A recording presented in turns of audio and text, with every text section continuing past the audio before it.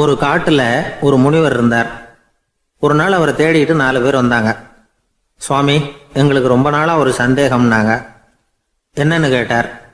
இந்த உலகத்துல எவ்வளவோ காரியங்கள் நடக்குது, எது நியாயம் எது அநியாயம் அப்படின்னு புரிஞ்சுக்க முடியலன்னாங்க. அது யாராலையும் புரிஞ்சுக்க முடியாதுன்னார் முனிவர். வந்தவங்களுக்கு ஆச்சரியமா போச்சு, ஒரு மாதிரியா பார்த்தாங்க. இதை முனிவர் கவனிச்சார். சரி, புறப்படுங்க என்னோடன்னார். எங்கன்னு கேட்டாங்க.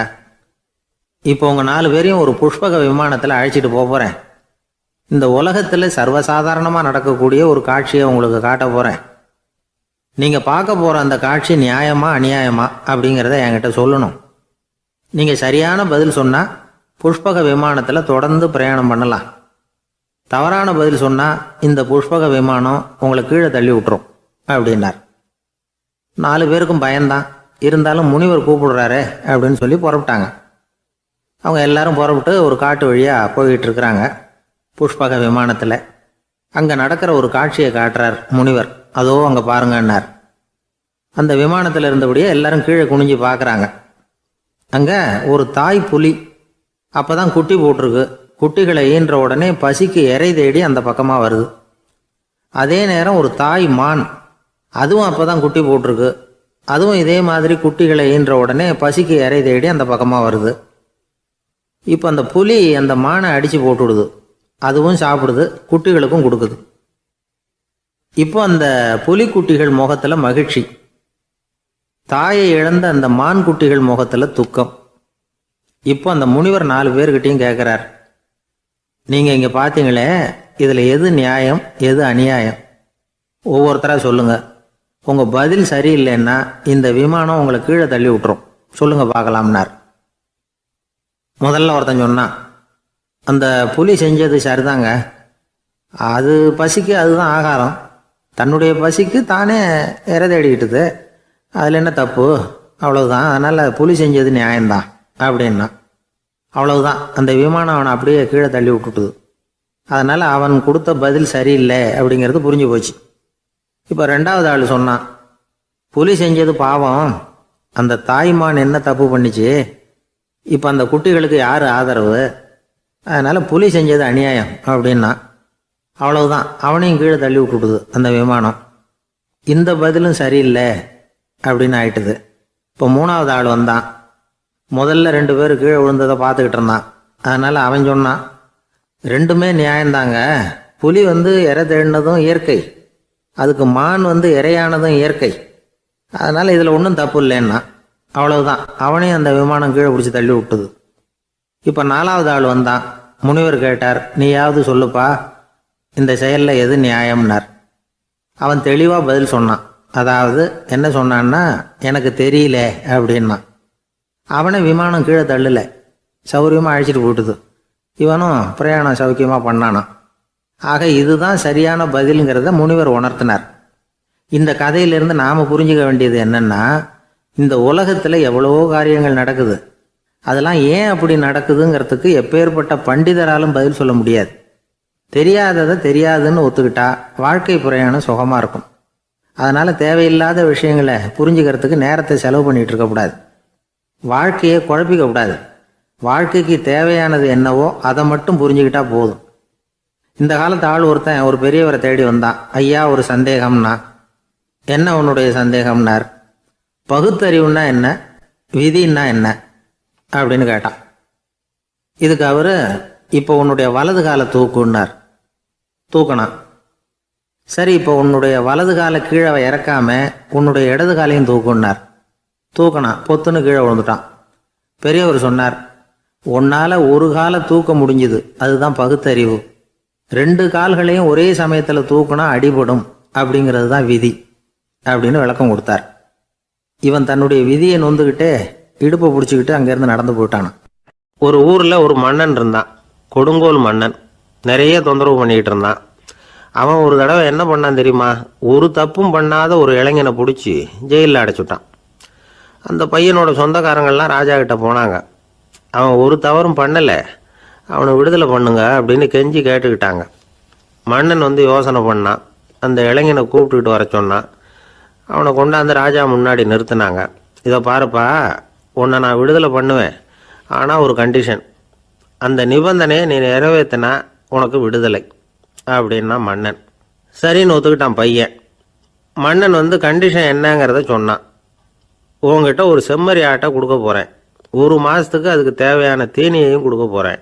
1 மாதம் கழித்து அந்த ஆட்டை வந்து எடை போட்டு பார்ப்பேன். அந்த ஆட்டின் எடை கொஞ்சம் கூட கூடி இருக்கக்கூடாது. எடை கூடி இருந்தால் உனக்கு விடுதலை கிடையாது. என்ன சொல்கிற அப்படின்னா. பையனுக்கு ஒன்றும் புரியல, பயமாக போட்டுது. குழம்பிக்கிட்டே நின்றுக்கிட்டு இருக்கிறான். சரி, 1 நாள் டைம் தரேன், நல்லா யோசனை பண்ணி பார்த்துட்டு நாளைக்கு உன் முடிவை சொல்லு அப்படின்னா மன்னன். பையன் கவலையோடு வெளியில் வந்தான். அங்கே ஒரு பெரியவர் நின்றுக்கிட்டு இருந்தார். அவர்கிட்ட விஷயத்தை சொன்னான். அந்த பெரியவர் இந்த பையனுக்கு காதோட காதாக ஒரு வழியை சொல்லி கொடுத்தார். அதை கேட்டதும் பையன் மறுபடியும் மன்னன் முன்னாடி வந்து நின்னா, உங்கள் நிபந்தனையை ஏற்றுக்கிறேன்னு சொன்னான். மன்னன் வந்து ஒரு ஆட்டுக்குட்டியையும் அதுக்கு 1 மாதத்துக்கு தேவைப்படுற தீவனத்தையும் கொடுக்கும்படியாக உத்தரவு போட்டான். கொடுத்தாங்க, ஓடிட்டு போயிட்டான். 1 மாதம் தினமும் தவறாமல் அந்த தீவனத்தை ஆட்டுக்குட்டிக்கு போட்டுக்கிட்டு இருக்கிறான். 1 மாதம் கழித்து அந்த ஆட்டை வந்து அரண்மனைக்கு ஓட்டிகிட்டு போனான். மன்னன் அதை எடை போட்டு பார்க்குறான், எடை கூடவே இல்லை, அப்படியே தான் இருக்குது. உடனே போட்ட நிபந்தனைப்படி அந்த இளைஞனை வந்து விடுதலை பண்ணிவிட்டான்.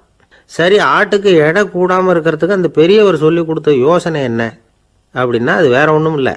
அந்த ஆட்டுக்கு எதிரில் அது கண்ணில் படுற மாதிரி ஒரு ஓநாயை கட்டி போட சொன்னார். அவ்வளவுதான். ஆட்டுக்கு ஓநாய்ங்கிறது பிறவி பகை. ஓநாயை பார்த்தா ஆடு நடுங்க ஆரம்பிச்சிரும், அவ்வளவு பயம். தினமும் அந்த ஆடு பயந்துக்கிட்டே தீனி சாப்பிட்டுது, எடை கூடல. அதுதான் ரகசியம். இது வந்து சின்ன பிள்ளைங்களுக்கான ஒரு கதை. இதிலேருந்து தெரிஞ்சுக்க வேண்டிய உண்மை என்னன்னா, நாமெல்லாம் சாப்பிட்றப்ப மனசும் உடம்பும் அமைதியாக இருக்கணும். அப்போ தான் அது உடம்புல விட்டும். அவசரத்துலையும் பயத்துலையும் சாப்பிட்டா அது சரியா ஜீரணம் ஆகாது. இன்னொரு ராஜா இருந்தார். அவரும் ஒரு இளைஞனை ஜெயிலில் அடைச்சி விட்டார். விடுதலை பண்ணணும்னா ஒரு கண்டிஷன்னார். என்னன்னு கேட்டான். ஒரு ஆட்டுக்குட்டியை அவன் முன்னாடி கொண்டாந்து நிறுத்துவேன், நீ அதுக்கிட்ட ஒரு கேள்வி கேட்கணும், அதுக்கு சரியான பதிலை சொல்லணும். அப்படி செஞ்சுட்டா உனக்கு விடுதலைன்னார். இளைஞன் யோசனை பண்ணி பார்த்தான். சரின்னு ஒத்துக்கிட்டான். அது பிரகாரமே ஆட்டுக்குட்டியை பதில் சொல்ல வச்சுட்டான். என்ன நடந்தது தெரியுமா? ஆட்டுக்குட்டியை கொண்டாந்து நிறுத்தினாங்க. இவன் மெதுவாக அதுக்கிட்ட போனான். அது காதுகிட்ட போய் ஏப்ரலுக்கு அடுத்த மாதம் என்ன மாதம்னு கேட்டான். அது உடனே மேன்னு கத்திச்சு. இவன் விடுதலை ஆயிட்டான். நாட்டில் நல்லவங்க ஒருத்தர் 2 பேர் இருக்கிறதுனால தாங்க மழையே பெய்யுது அப்படின்னு சொல்கிறது உண்டு. நல்லார் ஒருவர் உளரேல் அவர் பொருட்டு எல்லாருக்கும் பெய்யும் மழை. சில சமயம் ரொம்ப பேர் திடீர்னு நல்லவங்களா ஆகிடுவாங்க போல இருக்கு. அதனால தான் விடாமல் பேய் மழையாக கொட்டி தீர்த்துடுது. எல்லாரும் நல்லவங்களாயிட்டா உலகமே தாங்காது போல இருக்க. அப்பப்போ ஒருத்தர் 2 பேர் நல்லவங்களாகணும். அப்போ தான் சீராக மழை பெய்யும். மாதத்துக்கு 3 பேர் நல்லவங்களானா மாதம் மும்மாரி பொழியும். இதெல்லாம் வேடிக்கை பேச்சு. இப்போ இதெல்லாம் ஒரு பக்கம் இருக்கட்டும். இப்போ விஷயத்துக்கு வருவோம். ஒரு கும்பலில் நல்லவன் யார் அப்படிங்கிறத எப்படி கண்டுபிடிக்கிறது? இதுக்கு ஒரு வேடிக்கை கதை உண்டு. என்னுடைய நண்பர் ஒருத்தருக்கு அவங்க பாட்டியம்மா சொன்ன கதையும் அது. அது என்ன கதைன்னா, ஒரு ஊரில் ஒரு சமயம் பலமான மழை பெய்ய ஆரம்பிச்சுட்டு தான். இடி மின்னல் ரொம்ப கடுமையாக இருந்திருக்குது. ஆரம்பித்த மழை வர வர கடுமையாக ஆகிட்டு இருக்குதே தவிர நிற்கிற பாடாக தெரியல. ஊர் ஜனங்கள்லாம் பார்த்தாங்க. இதுக்கு மேலேயும் வீட்டு உள்ள இருந்தால் ஆபத்துங்கிறத புரிஞ்சுக்கிட்டாங்க. ஏன்னா வீடெல்லாம் இடிஞ்சு விழுந்துருமோங்கிற பயம். உடனே எல்லாரும் புறப்பட்டு ஊருக்கு பொதுவாக இருந்த ஒரு மண்டபத்தில் போய் தங்கிக்கிட்டாங்க. மின்னல் கடுமையாக இருந்தது. இடி எந்த நேரத்துலையும் விழலாம்ங்கிற நிலைமை. எப்போ விழலாம்னு பார்த்துக்கிட்டு இருக்குது. அந்த மண்டபத்தில் இருந்த ஜனங்கள் மனசுக்குள்ள ஒரு பயம். நம்ம கூட்டத்தில் யாராவது ஒரு கெட்டவன் பாவம் பண்ணவன் இருந்தால் கூட இடி வந்து இந்த மண்டபத்தில் விழுந்துரும், அது எல்லாருக்கும் ஆபத்து அப்படின்னு நினச்சாங்க. சரி, இதுக்கு என்ன பண்ணலாம் அப்படின்னு யோசனை பண்ணாங்க. அந்த கூட்டத்தில் ஒரு பெரியவர் இருந்தார். அவர் ஒரு யோசனை சொன்னார். இதை பாருங்க, அதுக்கு ஒரு வழி இருக்குது. அதோ எதிர்த்தாப்புல கொஞ்சம் தூரத்தில் ஒரு உயரமாக மரம் ஒன்று இருக்குது பாருங்க. பொதுவாக இடி வந்து சுலபமாக விழறது அது மாதிரி உயரமான மரத்தில் தான். நம்ம கூட்டத்தில் இருக்கிறவங்க எல்லாரும் ஒவ்வொருத்தராக போய் அந்த மரத்தை தொட்டு விட்டு திரும்பி வந்துடணும். நம்மள பாவம் பண்ணவன் யாரோ அவன் அந்த மரத்தை தொடுற சமயத்தில் இடி விழுந்துடும், அவன் மட்டும் போயிடுவான். மண்டபத்தில் இருக்கிற நாமெல்லாம் பொழைச்சிக்கலாம் அப்படின்னு ஐடியா கொடுத்தார் அந்த பெரியவர். இது நல்ல யோசனையாக பட்டது. எல்லாரும் ஒத்துக்கிட்டாங்க. ஒவ்வொருத்தராக போய் அந்த மரத்தை தொட்டு விட்டு திரும்பி வந்தாங்க. இடி எதுவும் விழலை. இன்னமும் பாவம் பண்ண ஆசாமி அதை போய் தொடலை போல இருக்கு அப்படின்னு நினச்சிக்கிட்டாங்க. ஒவ்வொருத்தராக போகிறாங்க. எல்லாரும் போய் தொட்டுவிட்டு வந்தாச்சு. இன்னும் ஒரே ஒரு ஆசாமி தான் பாக்கி. கடைசியாக இருந்த அந்த ஆள் பயந்துட்டான். இது வரைக்கும் இடி விழலைன்னா இப்போ என்ன அர்த்தம்?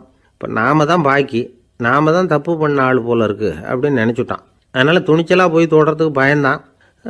தயங்கிக்கிட்டே இருந்தான். இருந்தாலும் மற்றவங்கெல்லாம் சும்மா இருப்பாங்களா, கட்டாயப்படுத்தி கழுத்தை பிடிச்சி தள்ளாத குறையா அவனை தள்ளி விட்டாங்க, போய் தொட்டுட்டு வாடான்னு. அவன் நடுங்கிக்கிட்டே போய் அந்த மரத்தை தொட்டான். அதே வினாடி ஒரு பயங்கரமான மின்னல் இடி விழுந்துட்டுது.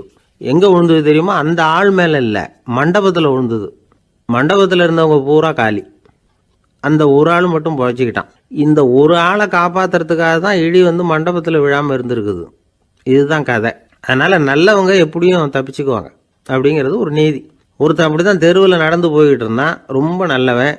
எதிரில் ஒருத்தன் சைக்கிளில் வந்துக்கிட்டு இருந்தான். அதில் மோதி இவன் கீழே விழுந்துட்டான். சைக்கிள்காரன் உடனே இறங்கி இவனை தூக்கி விட்டான். இவன் எழுந்திரிச்சு அவனை முறைச்சி பார்த்தான். அப்படி பார்க்காதீங்க சார், நீங்கள் ரொம்ப புண்ணியம் பண்ணியிருக்கீங்க, அதுதான் இப்போ வந்து சைக்கிளில் மோதிக்கிட்டீங்க அப்படின்றான். என்ன அப்படி சொல்கிறேன் நானா? இவன் 10 நிமிஷத்துக்கு முன்னாடி நான் லாரி ஓட்டிகிட்டு வந்தேன், அப்போ நீங்கள் எதிரில் வந்திருந்தீங்கன்னா என்ன ஆயிருக்கும் அப்படின்னானா அவன். ஒரு வயசான ஆள் நிலத்தில் ஏறு உழுதுகிட்டு இருந்தாராம். கிழிஞ்சு போன ஒரு சின்ன துண்டை தான் இடுப்பில் கட்டியிருந்தாராம். தலையில் ஒரு கந்தலை சுற்றி இருந்தார். உடம்பு பூரா சேரு, ரொம்ப ஏழை. ஏறு ஓட்டிகிட்டு இருக்கிறவர் வேற எப்படி இருப்பார்? இருந்தாலும் அந்த ஆள் ரொம்ப ஜாலியாக பாட்டு பாடிக்கிட்டே ஏறு உழுதுகிட்டு இருந்தாராம். உடம்புல தான் அவர் ஏழையை தவிர மனசில் ஒரு ஏழையா தெரியல. அந்த சமயத்தில் அந்த நாட்டு ராஜா அந்த பக்கமாக குதிரை மேலே வந்தாராம். வேட்டைக்கு போயிட்டு பரிவாரங்களோடு திரும்பி வந்துகிட்டு இருக்கிறார். ரொம்ப செல்வ செழிப்பில் இருக்கிற ராஜா அவர் இந்த வயசான விவசாயியை பார்த்துருக்கார். இந்த ஆள் ரொம்ப ஏழைங்கிறது அவர் பார்த்தாவே பளிச்சுன்னு தெரியுது. கட்டிக்கிறதுக்கு நல்ல துணி இல்லை, உடம்போ இழைச்சி போயிருக்குது, வயிறு முதுகில் போய் ஒட்டிக்கிட்டு இருக்கு, கண்ணு குழு விழுந்து போயிருக்குது.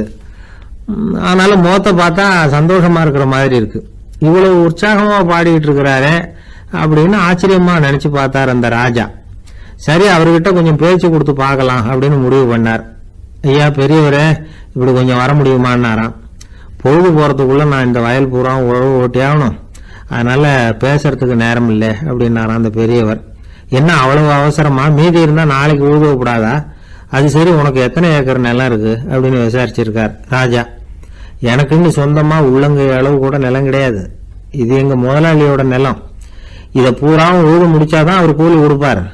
நான் கூலிக்கு உழுதுகிட்டு இருக்கிறேன், உங்ககிட்ட பேசிக்கிட்டு இருந்தா அவருக்கு துரோகம் பண்ணது மாதிரி ஆயிடும் அப்படின்னாராம். ராஜா குதிரையை விட்டு கீழே இறங்கினார். வரப்புல நடந்து அந்த பெரியவர்கிட்டயே போனாராம். சரி, ஒரு நாள் பூரா உழுதா உனக்கு எவ்வளவு கூலின்னு கேட்டிருக்கார். 8 அணா கூலி கிடைக்கும்னாராம் அவர். இது ரொம்ப காலத்துக்கு முன்னாடி நடந்த ஒரு சம்பவங்கிறதுனால அப்ப 8 அணா கூலிங்கிறது ரொம்ப பெருசு. இருந்தாலும் அதுவும் அந்த ராஜாவுக்கு பெரிய கூலியா தெரியல.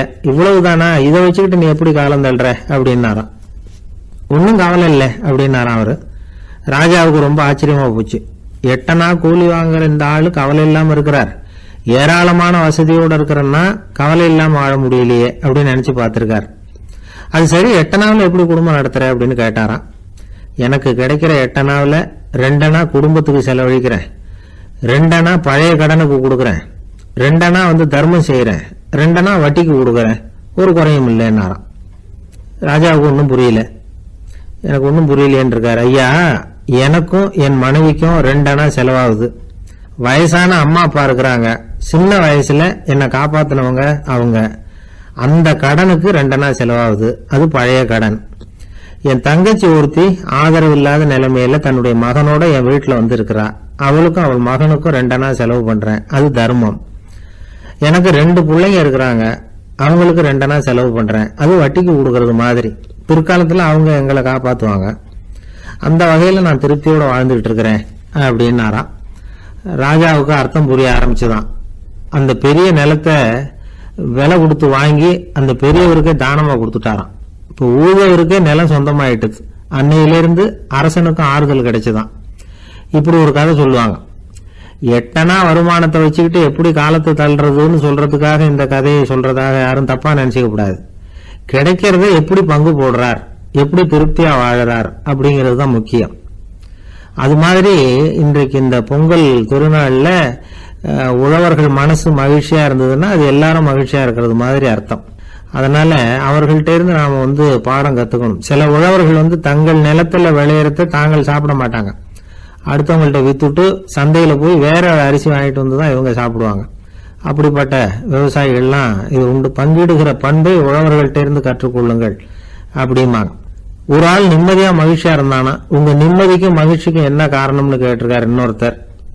என்கிட்ட இருந்தது பூராவையும் என் பிள்ளைங்களுக்கு சமமா பங்கு போட்டு கொடுத்துட்டேன், எனக்குன்னு எதுவுமே வச்சுக்கல, அதுதான் நிம்மதிக்கு காரணம்னு இருக்கான். உங்ககிட்ட இருந்தது எவ்வளவு இருந்தது அப்படின்னு கேட்டிருக்காரு அவரு. மொத்தமா ஒரு 50,000 ரூபாய் இருக்கும் அப்படின்னு இருக்கான். அவ்வளவும் பணமாவே இருந்ததா அப்படின்னு கேட்டிருக்காங்க அவங்க. இல்லைங்க, அவ்வளவும் கடன், அதைதான் பிரிச்சு கொடுத்துருக்கேன் பிள்ளைங்க கிட்ட அப்படின்னு நானும். அவன் ஒரு பெரிய அரசன், இந்த உலகம் பூராவையும் ஆண்டுகிட்டு இருந்தான். ரொம்ப காலம் அப்படி அரசாட்சி பண்ணிக்கிட்டு இருந்தான். திடீர்னு அவனுக்கும் சில எதிரிகள் முளைச்சாங்க. அவங்கெல்லாம் ஒன்று சேர்ந்து இவனை தோற்கடிச்சுட்டாங்க. தோற்று போனதும் இவனுக்கு பயம் வந்துட்டுது, எங்கே எதிரிகள் நம்ம கொண்டுடுவாங்களோ அப்படின்னு. வெளியில் வந்தால் தனக்கு ஆபத்துன்னு பயந்துக்கிட்டு யாருக்கும் தெரியாமல் ஒரு குகைக்குள்ளே போய் பதுங்கி கிடக்கிறான். நிலைமையை பாருங்கள். முதல் நாள் அரண்மனையில் அதிகாரம் பண்ணிக்கிட்டு இருந்தவன் மறுநாள் குகையில் பயந்து போய் பதுங்கி கிடக்கிறான். ராத்திரி நேரம் வந்தது, பசி வயத்தை கிள்ளுது, பிச்சை எடுத்து சாப்பிட வேண்டிய நிலைமை. பிச்சை எடுக்கிறதுக்கு பாத்திரம் வேணுமே, என்ன பண்ணுறது அப்படின்னு அங்கேயும் இங்கேயும் பார்க்குறான். ஒரு மூலையில் யாரோ விட்டுட்டு போன ஒரு ஓடு கிடக்குது. அதை எடுத்துக்கிட்டு புறப்பட்டான். இருட்டில் வழி புரியல. ஏதோ ஒரு யூகத்தில் காலை மெதுவாக எடுத்து வச்சு நடந்து போயிட்டுருக்கிறான். வழியில் ஒரு கருப்பு நாய் படுத்து கிடந்தது. இருட்டில் அவன் இது கண்ணுக்கு சரியாக தெரியல. அவனுக்கு தவறி போய் காலை வச்சுட்டான் அது மேலே. நாய் சும்மா இருக்குமா, வள்ளுன்னு விழுந்து கடிச்சு விட்டுது. காலை பார்க்குறான், காலத்தையும் நினச்சி பார்க்குறான். அரண்மனையில் வீரக்கழல் அணிந்த காலை உடைய மன்னா அப்படின்னு புகழ்வாங்களே புலவர்கள்லாம். ஆனால் அது இன்றைக்கி நாய் கடித்த காலம் ஆயிட்டுதே அப்படின்னு நினைக்கிறான். அது மட்டும் இல்லை, முன்னாடியெல்லாம் பொற்கிண்ணங்களில் தான் அவன் சாப்பிடுவான். ஆனால் இப்போது உடஞ்சி போன ஓட்டு, அது ஓட்டை கையில் வச்சுக்கிட்டு நிற்கிறான். அதில் யாராவது சாப்பாடு போடுவாங்களான்னு. முன்னாடியெல்லாம் நிறைய பேர் அரண்மனைக்கு வருவாங்க. அரசருக்கு காணிக்கைன்னு சொல்லி இவன் காலடியில் கொண்டாந்து கொட்டுவாங்க. அப்போல்லாம் இவன் அந்த ஜனங்களுடைய முகத்தை திரும்பி கூட பார்க்கறதில்ல, ரொம்ப கர்வமாக உட்காந்துருப்பான். அதே ஆள் இன்றைக்கி எல்லார் கண்ணுலேயும் படுறது மாதிரி பிச்சை எடுத்துக்கிட்டு இருக்கிறான். அப்போலாம் காணிக்கைகளை தன்னுடைய கையால் வாங்கிறது தனக்கு கௌரவ குறைச்சல்னு நினச்சி தன்னுடைய வேலைக்காரங்களை விட்டு தான் அதை வாங்க சொல்லுவான். இப்போ பார்த்தீங்கன்னா அவனே தன் கையாலேயே பிச்சை வாங்குறான். நினச்சி பாருங்கள், அந்த மனுஷன் நாள் அரசன், மறுநாள் பிச்சைக்காரன். எவ்வளோ வித்தியாசம்! செல்வம் தான் இப்படி ஒரு வித்தியாசம் ஏற்படுறதுக்கு காரணம். அப்படிப்பட்ட செல்வம் வாழ்க்கையை நடத்துறதுக்கு நமக்கு தேவை தான். ஆனால் அதையே நாம் அடைய வேண்டிய பயனாக நினைக்கிறோம் பாருங்கள், அதுதான் வேடிக்கை. இதை நம்மாழ்வார் அழகாக ஒரு பாசுரத்தில் சொல்கிறார். ஒரு நாயகமாய் ஓட உலகுடன் ஆண்டவர், கருணாய் கவர்ந்த காலர், சிதைகிய பானையர், பெருநாடு காண இம்மையிலே பிச்சைதாம் கொள்வர், திருநாரணன் தாழ் காலம் பெற சிந்தித்து உய்மினோ அப்படிங்கிறார் நம்மாழ்வார். ஒரு பெரிய பணக்காரர் ஒரு துறவிகிட்ட போய், சாமி என்கிட்ட நிறைய பணம் இருக்குது, இருந்தாலும் நிம்மதி இல்லை, என்னால் நிம்மதியாக இருக்க முடியல, என்ன காரணம்னு கேட்டாராம். உடனே அந்த துறவி இதுக்கு நேரடியாக பதில் சொல்லாமல் பக்கத்தில் நின்றுக்கிட்டு இருந்த ஒரு குழந்தைய கூப்பிட்டார். அது ஓடியாந்தது. ஒரு ஆப்பிள் பழத்தை எடுத்து அது கையில் கொடுத்தார். அதை வாங்கிக்கிட்டு குழந்தை சிரிச்சுது. இன்னொரு பழத்தை எடுத்து கொடுத்தார். அதை இன்னொரு கையில் வாங்கிட்டு சிரிச்சுது. மூணாவது ஆப்பிளை எடுத்து கொடுத்தார். 2 பழத்தையும் நெஞ்சில் அணைச்சிக்கிட்டு 3ஆவது பழத்தையும் வாங்கிறதுக்கு முயற்சி பண்ணிச்சு. ஆனால் அது உடனே நழுவி கீழே விழுந்து உருண்டு ஓடிச்சு. ஏற்கனவே இருந்ததும் விழுந்துட்டுது. இப்போ அந்த குழந்தை அழ ஆரம்பிச்சுட்டுது. இப்போ அந்த துறவி பணக்காரர்கிட்ட சொன்னாராம், குழந்தைய கவனிச்சியா, 2 ஆப்பிள் போதும்னு அது நினச்சிருந்தா இப்போ அது அழ வேண்டிய அவசியம் வந்திருக்குமா அப்படின்னாராம். எதுவுமே அளவுக்கு மிஞ்சினா துன்பந்தான். இந்த காலத்தில் இதெல்லாம் யார் காதில் வாங்குறாங்க? ஒருத்தனை நல்ல வழிக்கு கொண்டு வரணும்னு நினச்சி அவனை கூப்பிட்டு உட்கார வச்சு இந்த கதையை சொல்லிகிட்டு இருந்தாங்க. சொல்லிவிட்டு அந்த குழந்தை செஞ்சது தப்பு தானே அப்படின்னு கேட்டிருக்கிறாங்க. ஆமாம், தப்பு தான், நானாக இருந்தால் அப்படி செஞ்சுருக்க மாட்டேன் நானா இவன். 2 பழமே போதும்னு சொல்லியிருப்பியா அப்படின்னு கேட்டிருக்காங்க. அப்படி இல்லைங்க, அவர் கொடுக்க கொடுக்க ஒவ்வொரு பழமாக வாங்கி பின்னாடி வச்சுட்டு மறுபடியும் கையை நீட்டுவேன் அப்படிங்கிறானா. இவெல்லாம் எந்த காலத்தில் திருந்துறது? ஒரு நாள் ஒரு 10-15 பள்ளிக்கூடத்து பிள்ளைங்க தேடிட்டு வந்தாங்க. உங்களை பார்த்துட்டு தான் போகணும், அதுக்காக தான் வந்திருக்கோம்னாங்க. என்ன விஷயம்னு கேட்டோம். நாங்கள்லாம் கூடி ஒரு முடிவு பண்ணியிருக்கிறோம், அதை உங்கள்கிட்ட சொல்லணும் அப்படின்னாங்க. அதுவும் ஒரு வாண்டு பையன் அதை சொன்னான். என்ன முடிவு அது அப்படின்னு கேட்டோம் ரொம்ப ஆர்வமாக. அதை இப்போ சொல்ல மாட்டோம், எங்களுக்கு பிடிக்கிற மாதிரி ஏதாவது ஒரு தகவல் சொன்னால் அதுக்கப்புறம் நாங்கள் அதை சொல்கிறோம் அப்படின்னு அந்த வாண்டு பையன். சரி, சின்ன பையன்கிட்ட இன்றைக்கி வசமாக மாட்டிக்கிட்டோம் அப்படின்னு நினச்சிக்கிட்டு அவங்களுக்கு தகுந்த மாதிரி ஒரு கதை சொல்ல ஆரம்பித்தோம்.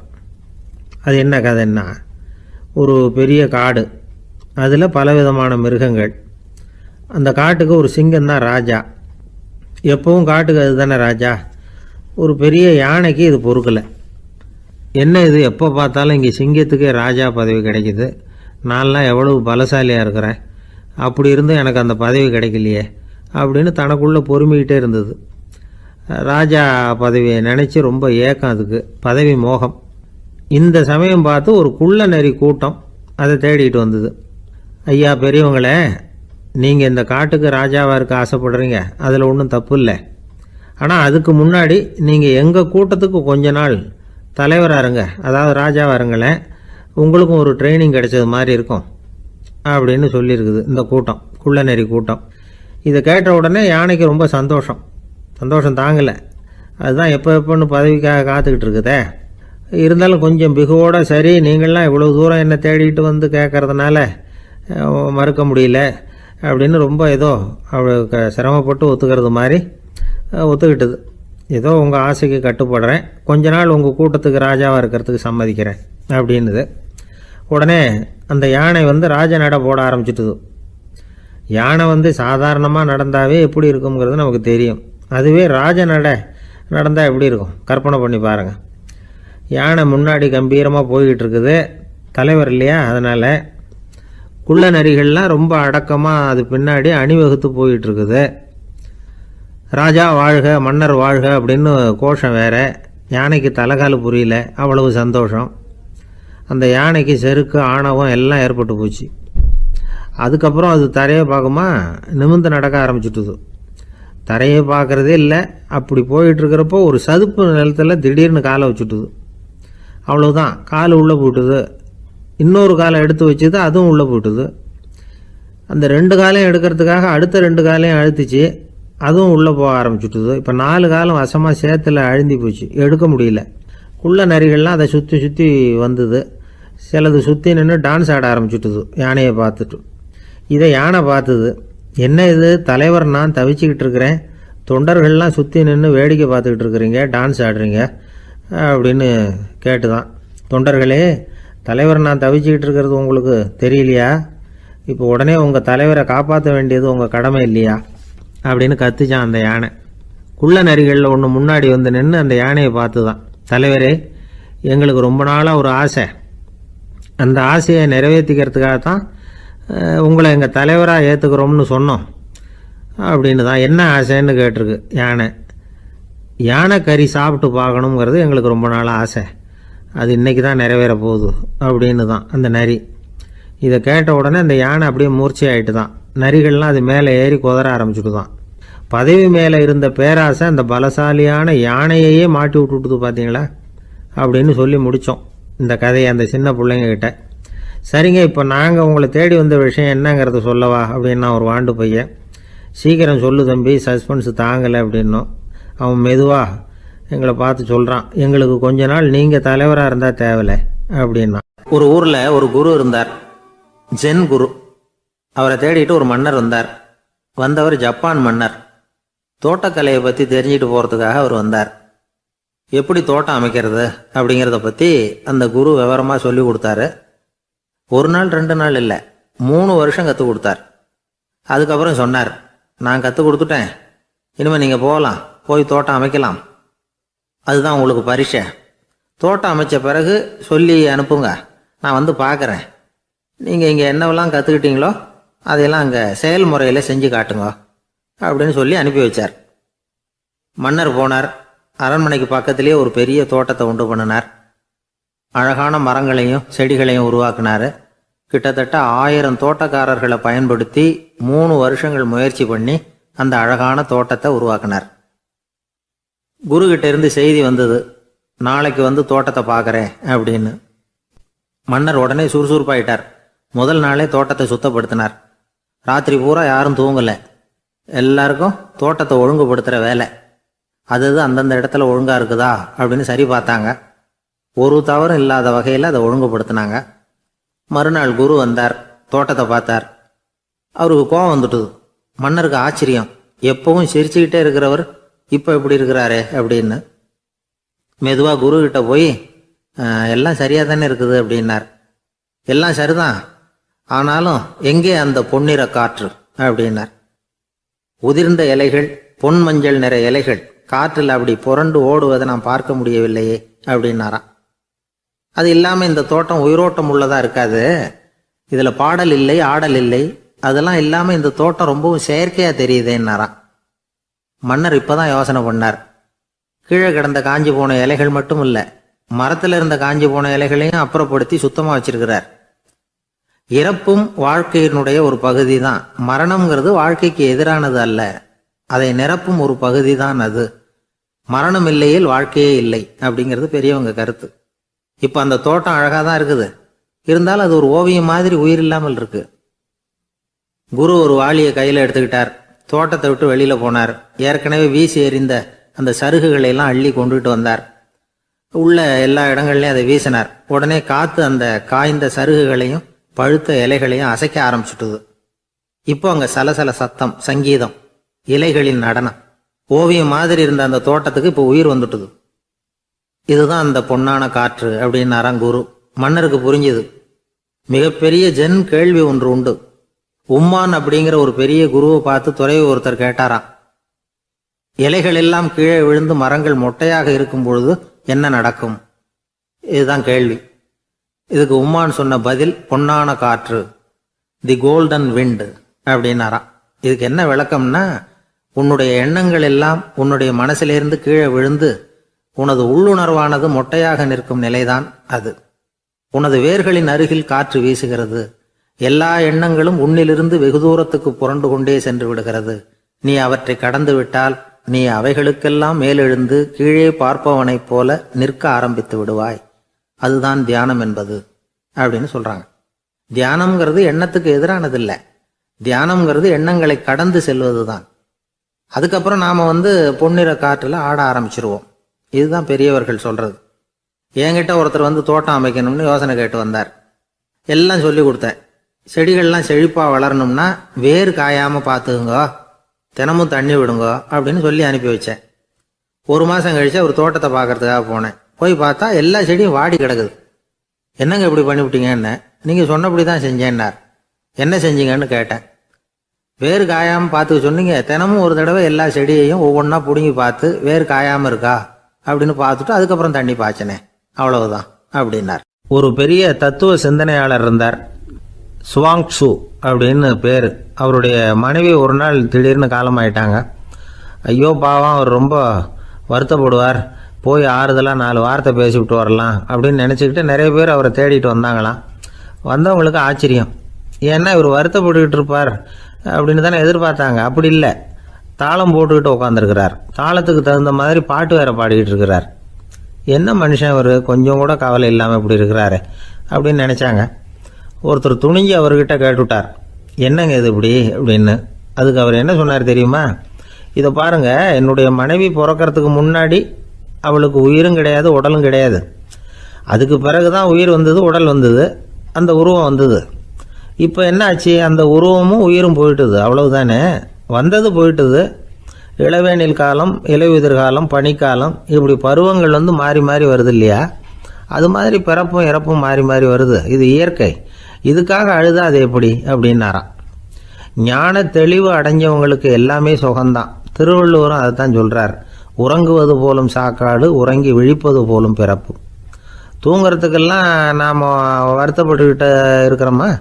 இன்னைக்கு தூங்க வேண்டியிருக்குதே, இன்னும் கொஞ்சம் நேரத்தில் நான் தூங்க வேண்டியிருக்கு அப்படின்னு சொல்லி யாராவது அழுதுகிட்டு இருப்பாங்களா? அதனால் இந்த உலக வாழ்க்கையினுடைய இயல்பை யதார்த்தத்தை நாம் தெளிவாக புரிஞ்சுக்கணும். அப்படி புரிஞ்சுக்கிட்டா நாம் கவலை இல்லாமல் வாழ முடியும். ஒரு வயசான தாத்தா பாட்டி 60 வருஷத்துக்கு முன்னாடி அவங்களுக்கு கல்யாணம் ஆச்சு. ஒன்றாவே வாழ்ந்தாங்க, ஒன்றாவே இறந்து போனாங்க. இப்போ அவங்க 2 பேரும் சொர்க்கத்துக்கு போய் சேர்ந்தாங்க. அங்கே எல்லா வசதியும் இருந்தது. ஒரு பெரிய பங்களாவே இவங்களுக்கு ஒதுக்கி கொடுத்தாங்களாம். இதுக்கு எவ்வளவு வாடகைன்னு கேட்டார் தாத்தா. வாடகையெல்லாம் கிடையாது, இலவசம் அப்படின்னார் அங்கே இருந்தவர். அந்த வீட்டுக்கு பின்னாடி ஒரு பெரிய புல்வெளி இருந்தது. இதில் விளையாட ஏதாவது கட்டணம் உண்டான்னு கேட்டிருக்கார் தாத்தா. அதெல்லாம் ஒன்றும் கிடையாது, பணம்லாம் கட்ட வேண்டியதில்லை அப்படின்னார் அவர். பக்கத்தில் ஹோட்டல் மாதிரி ஒரு பெரிய கட்டடம், உள்ள சாப்பாட்டு மேஜைகள், அது மேலே விதவிதமான பலகாரங்கள். சாப்பாட்டுக்கெல்லாம் எவ்வளவு அப்படின்னு விசாரிச்சாராம் தாத்தா. அதுதான் சொன்னேனே, இங்கே எல்லாமே இலவசம்தான், எது வேணும்னாலும் சாப்பிட்லாம், எவ்வளவு வேணும்னாலும் சாப்பிட்லாம் அப்படின்னாராம். நீங்கள் சொல்கிறீங்க அப்படி, ஆனால் நான் சர்க்கரை சேர்த்துக்கக்கூடாது, உப்பு சேர்த்துக்கக்கூடாது, பாட்டி கையால் எப்பவும் பத்திய சாப்பாடு தான் அப்படின்னாராம் தாத்தா. இதை பாருங்கள், இங்கே உங்களுக்கு அந்த கவலையும் வேண்டியதில்லை. இங்கே நீங்கள் ஸ்வீட்டு சாப்பிட்லாம், காரம் சாப்பிட்லாம், உங்களுக்கு எந்த நோயும் வராது அப்படின்னாராம் அங்கே சொர்க்கத்தில் இருந்தவர். இதை கேட்ட உடனே அந்த தாத்தா பக்கத்தில் நின்ன பாட்டியை பார்த்து கத்துனாராம், அடி பாவி, எல்லாத்தையும் கெடுத்துட்டியே, நீ எனக்கு பத்திய சாப்பாடு போடாமல் கண்டதை திங்க விட்டுருந்தா